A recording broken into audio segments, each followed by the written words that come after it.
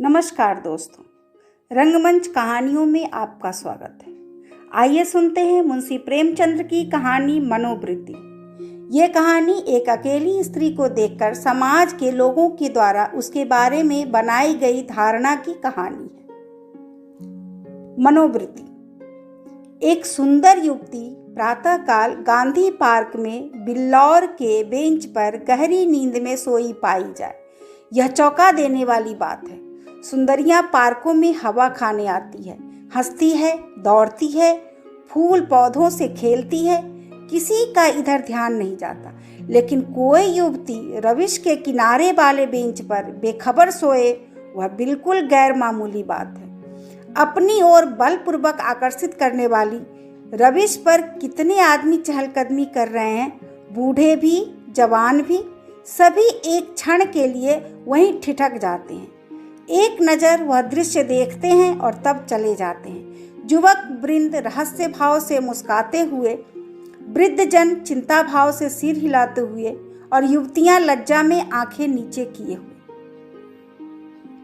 वसंत और हाशिम निकर और बनियान पहने नंगे पांव दौड़ कर रहे हैं। बड़े दिन की छुट्टियों में ओलंपियन रेस होने वाले हैं। दोनों उसी की तैयारी कर रहे हैं। दोनों इस स्थल पर पहुंचकर रुक जाते हैं और दबी आंखों से युवती को देखकर आपस में ख्याल दौड़ाने लगते हैं। वसंत ने कहा, इसे कहीं और सोने की जगह न मिली। हाशिम ने जवाब दिया, कोई वेश्या है। लेकिन वेश्याएं भी तो इस तरह बेशर्मी नहीं करती। वेश्या अगर बेशर्म न हो तो वह वेश्या नहीं। बहुत सी ऐसी बातें हैं जिनमें कुलवधू और वेश्या दोनों एक व्यवहार करती हैं। कोई वेश्या मामूली तौर पर सड़क पर सोना नहीं चाहती। रूप छवि दिखाने का नया आर्ट है। आर्ट का सबसे सुंदर रूप छिपाव है, दिखाव नहीं। वेश्या इस रहस्य को खूब समझती है। उसका छिपाव केवल आकर्षण बढ़ाने के लिए है, हो सकता है, मगर केवल यहाँ सो जाना यह प्रमाणित नहीं करता कि यह वेश्या है। इसकी मांग में सिंदूर है।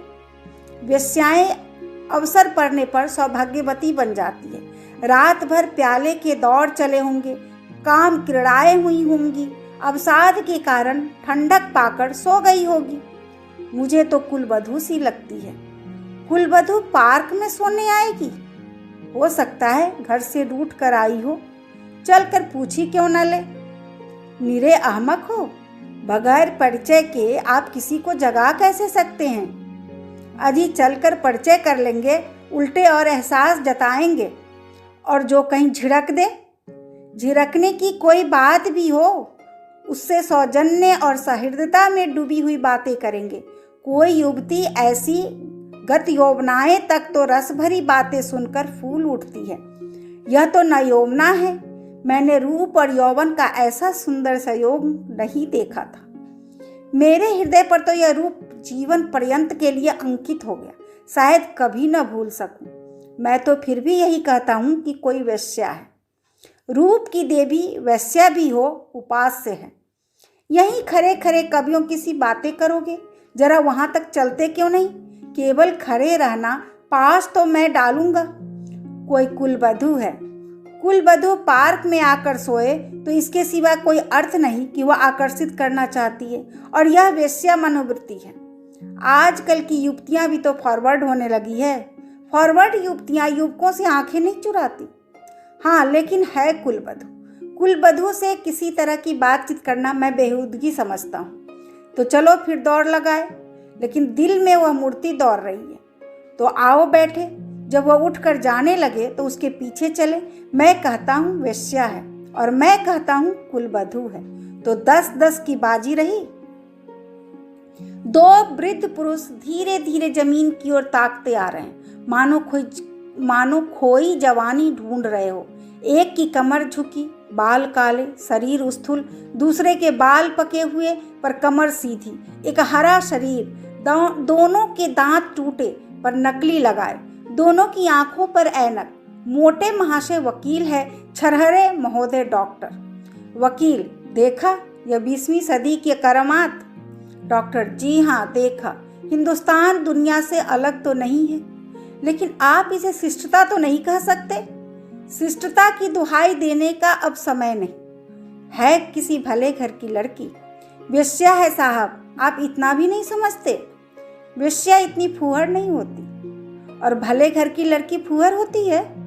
नई आज़ादी है, नया नशा है। हम लोगों की तो बुरी भली कट गई, जिनके सिर आएगी वह झेलेंगे। जिंदगी जहन्नुम से बदतर हो जाएगी। अफसोस, जवानी रुखसत हो गई। मगर आंखें तो नहीं रुखसत हो गई, वह दिल तो नहीं रुखसत हो गया।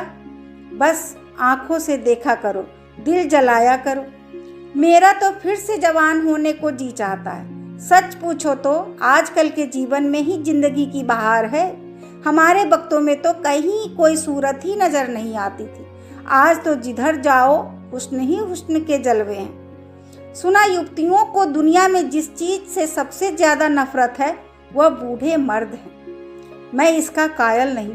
पुरुष को जौहर उसकी जवानी नहीं, उसका शक्ति संपन्न होना है। कितने ही बूढ़े जवानों से ज़्यादा कड़ियल होते हैं। मुझे तो आए दिन इसके तजुर्बे होते हैं। मैं ही अपने को किसी जवान से कम नहीं समझता। यह सब सही है, पर बूढ़ों का दिल कमज़ोर हो जाता है। अगर यह बात ना होती तो इस रमणी को इस तरह देखकर हम लोग यूं न चले जाते। मैं तो आंखों भर देख भी न सका। डर लग रहा था कि कहीं उसकी आंखें खुल जाए और वह मुझे ताकते रह देख ले तो दिल में क्या समझे। खुश होती कि बूढ़े पर भी उसका जादू चल गया। अजी रहने भी दो। आप कुछ दिनों अकोसा का सेवन कीजिए। चंद्रोदय खा कर देख चुका, सब लूटने की बातें। मंकी क्लैंड लगवा लीजिए ना। आप इस युवती से मेरी बात पक्की करा दे, मैं तैयार हूँ। हाँ, यह मेरा जिम्मा, मगर हमारा भाई हिस्सा भी रहेगा। अर्थात यह कि कभी कभी मैं भी आपके घर आकर अपनी आंखें ठंडी कर लिया करूँगा। अगर आप इस इरादे से आए तो मैं आपका दुश्मन हो जाऊँगा। ओहो, आप तो मंकी क्लैंड का नाम सुनते ही जवान हो गए। मैं तो समझता हूँ यह भी डॉक्टरों ने लूटने का एक लटका निकाला है। सच। अरे साहब, इस रमणी के स्पर्श में जवानी है। आप हैं किस फेर में? उसके एक एक अंग में, एक एक मुस्कान में, एक एक विलास में जवानी भरी हुई है। न 100 मंकी क्लैंड, न एक रमणी का बाहुपास। अच्छा, कदम बढ़ाइए, मुवक्किल आकर बैठे होंगे। यह सूरत याद रहेगी। फिर आपने याद दिला दी। वह इस तरह सोई है इसलिए कि लोग उसके रूप को, उसके अंग विन्यास को, उसके नक बिखरे हुए केशों को, उसकी खुली हुई गर्दन को देखे और अपनी छाती पीटे। इस तरह चले जाना उसके साथ अन्याय है। वह बुला रही है और आप भागे जा रहे हैं। हम जिस तरह दिल से प्रेम कर सकते हैं, जवान कभी कर सकता है? बिल्कुल ठीक। मुझे तो ऐसी औरतों से साबिका पड़ चुका है जो रसिक बूढ़ों को खोजा करती है। जवान तो छिछोरे, उच्च श्रृंखल, अस्थिर और गर्वीले होते हैं। वे प्रेम के बदले कुछ चाहते हैं, यहाँ निस्वार्थ भाव से आत्मसमर्पण करते हैं। आपकी बातों से दिल में गुदगुदी हो गई। मगर एक बात याद रखिए, कहीं उसका कोई जवान प्रेमी मिल गया तो मिला करे। यहाँ ऐसों से नहीं डरते। आपकी शादी की कुछ बातचीत थी तो? हाँ थी, मगर जब अपने लड़के दुश्मनी पर कमर बांधे तो क्या हो। मेरा लड़का यशवंत तो बंदूक दिखाने लगा। यह जमाने की खूबी है। अक्टूबर की धूप तेज हो चली थी। दोनों मित्र निकल गए। 2 देवियां, एक वृद्धा, दूसरी नवयौवना पार्क के फाटक पर मोटर से उतरी और पार्क में हवा खाने आई। उसकी निगाह भी उस नींद की मारी युवती पर पड़ी। वृद्धा ने कहा, बड़ी बेशर्म है। नवयौवना ने तिरस्कार भाव से उसकी ओर देख कर कहा, ठाठ तो भले घर की देवियों की है, बस ठाठ ही देख लो। इसी से मर्द कहते हैं स्त्रियों को आज़ादी न मिलनी चाहिए। मुझे तो वेश्या मालूम होती है। वेश्या ही सही, पर उसे इतनी बेशर्मी करके स्त्री समाज को लज्जित करने का क्या अधिकार है? कैसे मज़े से सो रही है, मानो अपने घर में है। बेहाई है। मैं पर्दा नहीं चाहती, पुरुषों की गुलामी नहीं चाहती, लेकिन औरतों में जो गौरवशीलता और सजलता है उसे नहीं छोड़ती। मैं किसी युवती को सड़क पर सिगरेट पीते देखती हूँ तो मेरे बदन में आग लग जाती है। उसी तरह आधी का जम्फर भी मुझे नहीं सुहाता। क्या अपने धर्म की लाज छोड़ देने ही से साबित होगा कि हम बहुत फॉरवर्ड हैं? पुरुष अपनी छाती या पीठ खोले तो नहीं घूमते। इसी बात पर बाई जी जब मैं आपको आड़े हाथों लेती हूँ तो आप बिगड़ने लगती है। पुरुष स्वाधीन है, वह दिल में समझता है कि मैं स्वाधीन हूँ, वह स्वाधीनता का स्वांग नहीं भरता।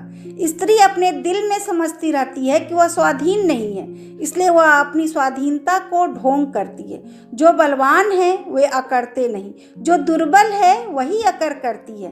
क्या आप उन्हें अपने आंसू पोंछने के लिए इतना अधिकार भी नहीं देना चाहती? मैं तो कहती हूँ स्त्री अपने को छिपाकर पुरुष को जितना नचा सकती है, अपने को खोल कर नहीं नचा सकती। स्त्री ही पुरुष के आकर्षण की फिक्र क्यों करे? पुरुष क्यों स्त्री से पर्दा नहीं करता? अब मुंह न खुलवाओ मीनू, इस छोकरी को जगा कर कह दो जाकर घर में सोए। इतने आदमी आ जा रहे हैं और यह निर्लज्जा टांग फैलाए पड़ी है यहाँ नींद कैसे आ गई? रात कितनी गर्मी थी बाई जी, ठंडक पाकर बेचारी की आंखें लग गई है। रात भर यहीं रही है, कुछ कुछ बदती है। मीनू युवती के पास जाकर उसका हाथ पकड़कर हिलाती है। यहाँ क्यों सो रही हो देवी जी? इतना दिन चढ़ाया, उठकर घर जाओ। युवती आंखें खोल देती है। ओहो, इतना दिन चढ़ाया? क्या मैं सो गई थी? मेरे सिर में चक्कर आ जाया करता है। मैंने समझा शायद हवा से कुछ लाभ हो, यहाँ आई पर ऐसा चक्कर आया कि मैं इस बेंच पर बैठ गई। फिर मुझे होश न रहा। अब मैं भी खड़ी नहीं हो सकती। मालूम होता है मैं गिर पड़ूंगी। बहुत दवा की पर कोई फायदा नहीं होता। आप डॉक्टर श्यामनाथ को आप जानती होंगी, वह मेरे ससुर हैं। युवती ने आश्चर्य से कहा, अच्छा, यह तो अभी इधर ही से गए हैं। सच? लेकिन मुझे पहचान कैसे सकते हैं? अभी मेरा गौना नहीं हुआ है। क्या आप उसके लड़के बसंतलाल की धर्मपत्नी हैं? युवती ने शर्म से सिर झुकाकर स्वीकार किया। मीनू ने हंसकर कहा, बसंतलाल तो अभी इधर से गए हैं। मेरा उनसे यूनिवर्सिटी का परिचय है। अच्छा, लेकिन मुझे उन्होंने देखा कहाँ है? तो मैं दौड़ कर डॉक्टर को खबर दे दूं? जी नहीं, किसी को ना बुलाइए। बसंतलाल भी वहीं खड़ा है, उसे बुला दूं? तो चलो अपने मोटर पर तुम्हें तुम्हारे घर पहुंचा दूं। आपकी बड़ी कृपा होगी। किस मोहल्ले में? बेगमगंज, मिस्टर जयराम के घर। मैं आज ही मिस्टर बसंतलाल से कहूँगी। मैं क्या जानती थी कि वह इस पार्क में आते हैं, मगर कोई आदमी साथ ले लिया होता। किस लिए? कोई ज़रूरत न थी। अभी आप सुन रहे थे मुंशी प्रेमचंद्र की कहानी मनोवृत्ति। धन्यवाद।